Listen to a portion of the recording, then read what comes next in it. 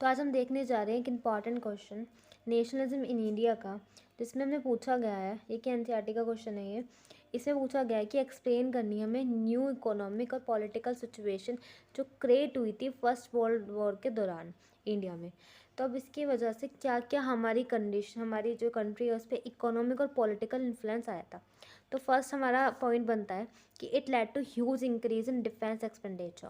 जो हमारा डिफेंस का एक्सपेंडिचर हो गया तो बहुत बढ़ गया था, क्योंकि जो आप वॉर को फाइनेंस करते हो तो या तो पैसे लेकर करते हो आप, या फिर आप उसमें अपना पैसा लगाते हो, जिसकी वजह से उन्होंने बहुत ज़्यादा टैक्स ले लिया था और उन्होंने अपने पास पैसा लाने के लिए टैक्स इंक्रीज़ कर दिए थे, जिसकी वजह से कस्टम ड्यूटीज़ जो थी वो भी इंक्रीज़ हो गई थी और जो इनकम टैक्स था वो इंट्रोड्यूस कर दिया था उस ज़माने में उन्होंने, जिसकी वजह से कॉमन पीपल के लिए बहुत प्रॉब्लम हो गई थी। सेकंड पॉइंट है कि इसकी वजह से जो प्राइस इंक्रीज़ हुआ था, जो अब हमें पता है कि हमारा जो वर्ल्ड वॉर कब हुआ था, 1914 में स्टार्ट हुआ था और 1918 तक चला था। लेकिन वॉर एकदम तो स्टार्ट नहीं हो जाता है, तो उसकी वजह से 13 से लेके 18 तक जो प्राइस थे, कोई चीज़ आपको 10 रुपीज़ में मिल रही है तो उस समय इस दौरान 13 से लेके 18 तक वो डबल हो गई थी, आपको 20 रुपीज़ में मिल रही थी, जिसकी वजह से बहुत ज़्यादा एक्सट्रीम हार्डशिप हो गई एक कॉमन पीपल के लिए। थर्ड पॉइंट है इसमें कि जो विलेजर्स थे उनको क्या करना पड़ रहा था कि जैसे कि वॉर हो रहा है तो उसके लिए उन्हें क्या चाहिए, उन्हें सोल्जर्स चाहिए, जिसकी वजह से जो यूरोपियंस थे, ब्रिटिशर्स थे, वो क्या कर रहे थे, फोर्स रिक्रूटमेंट कर रहे थे, जिसमें क्या होता है कि जो हम वो करते हैं सोल्जर्स को फोर्सफुली क्या करते हैं, हम जो कॉमन पीपल होते हैं उन्हें फोर्सफुली हम मिलिट्री में या आर्मी में रिक्रूटमेंट करते हैं उनका, जिसकी वजह से जो विलेजर्स थे उनमें बहुत गुस्सा बढ़ गया था। और फोर्थ पॉइंट क्या है इसका कि जो 1918 से लेकर 1919 तक जो क्रॉप थे वो भी फेल्ड हो गई थी बहुत सारे पार्ट्स में इंडिया के, जिसकी वजह से आपकी फूड की शॉर्टेज हो गई। पहली बात क्या, प्राइस बढ़े जा रहे हैं सब चीज़ों के, और जब चीज़ें भी शॉर्ट हैं तो क्या होगा, डिमांड उनकी बहुत पहले से ही है और लोगों के पास पैसा भी नहीं है, और जो चीज़ें थी, जो क्रॉप थे वो भी फेल्ड हो चुकी है। तो जो इतना बुरा हाल हो गया उस टाइम पे, जिससे कॉमन पीपल बहुत परेशान हो गए। कि उस समय भी क्या हो रहा था कि इन्फ्लुएंजा, जैसे कि अब कोरोना फैला था तो तब एक एपिडेमिक फैला था इन्फ्लुएंजा, और तब फेमाइन भी आया था। फेमाइन मतलब सूखा भी पड़ गया था, जिसकी वजह से 12 से लेकर 13 मिलियन पीपल की डेथ हो गई थी।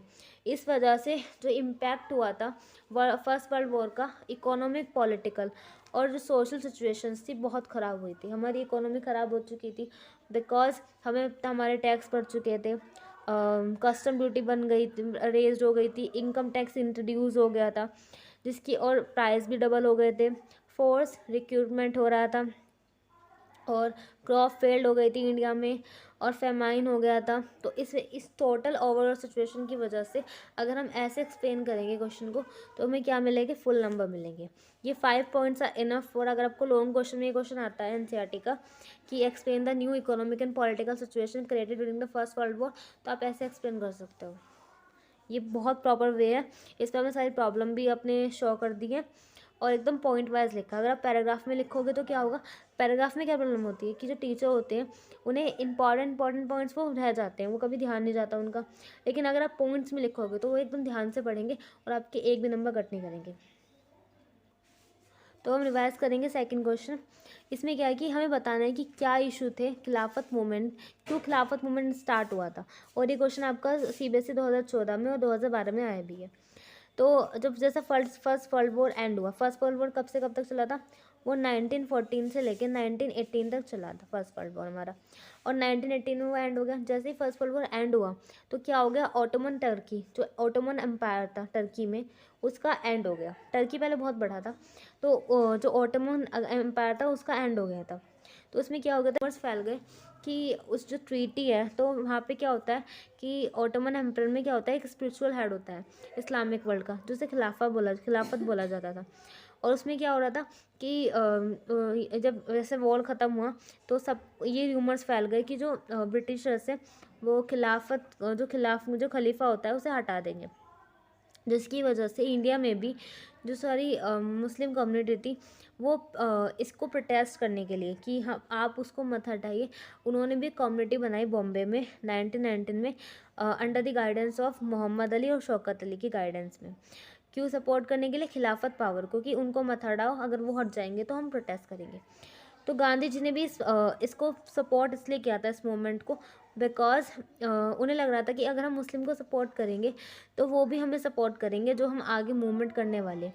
क्योंकि इसके बाद उन्होंने कौन सा मूवमेंट किया था? नॉन कॉपरेशन मूवमेंट किया था, जिसमें उन्हें सिर्फ एक कम्युनिटी अगर सिर्फ प्रोटेस्ट करेगी तो ब्रिटिशर्स पे इतना फ़र्क नहीं पड़ता। तो उन्हें चाहिए था कि जितनी भी कम्युनिटीज़ हैं, उस ज़माने में कौन सी कम्युनिटी ज़्यादा थी?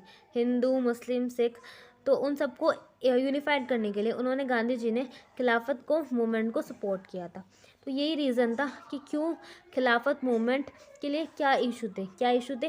बिकॉज जो स्पिरिचुअल हेड है इस्लामिक वर्ल्ड का, वो खलीफा होता है, और after the end of the war Britisher want to remove that खलीफा, and so that to protest against that step of government, a Khilafat community was formed in Bombay in March 1919, in which is also supported by Gandhi ji, because he saw as an opportunity, जिससे वो मुस्लिम और सारी communities को unified कर सकते थे। तो अगर आप ऐसे लिखोगे इस क्वेश्चन को तो आपको फुल नंबर मिलेंगे। और ये क्वेश्चन मेनली शॉर्ट में आता है, लॉन्ग में आएगा तो आपको 2-3 पॉइंट्स और ऐड ऑन करने होंगे। So these are for today. If you like the video, so don't forget to like, subscribe and share my channel, and thank you very much.